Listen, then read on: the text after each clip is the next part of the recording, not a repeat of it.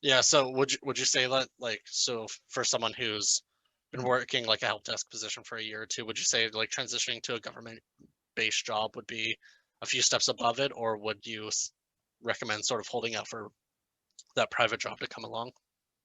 So it's really, I'd say, pick your poison sort of thing.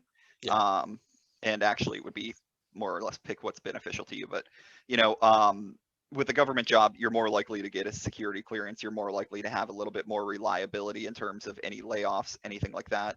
But the private sector, it's going to pay more. That's yeah, just 100% end of the day. And a lot of private sector jobs can provide security clearances as well. yeah. So it's kind of just a pick your poison in my opinion there. And there's really no right or wrong answer with it. I just encourage whatever helps out with your career trajectory ultimately.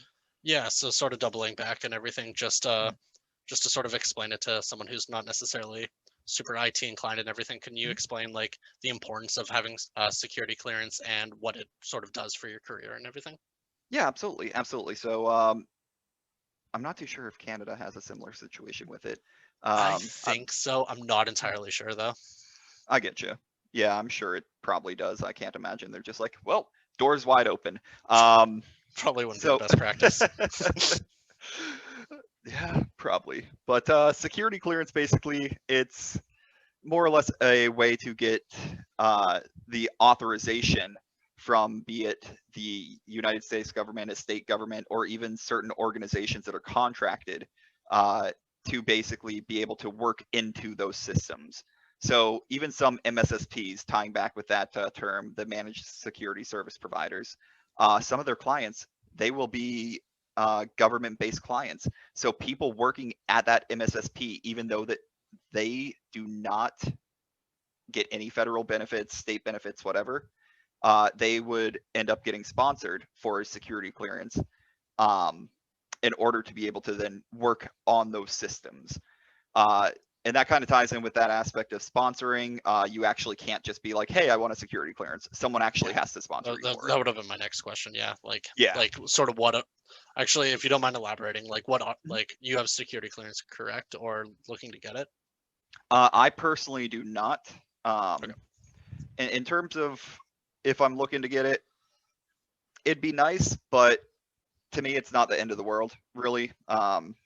Like I said, a lot of the private entities do end up paying a lot better. Um, and I have worked for an MSSP to where they have clients that do have the need for security clearance.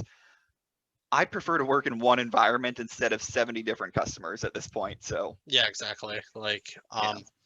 sort of like if that's sort of your career goal and everything is to get like security clearance and everything, it's Mhm.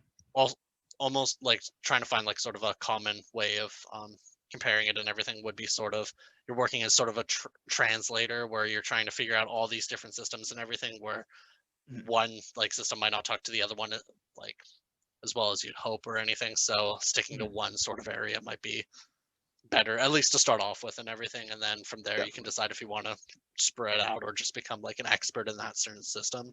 Mhm.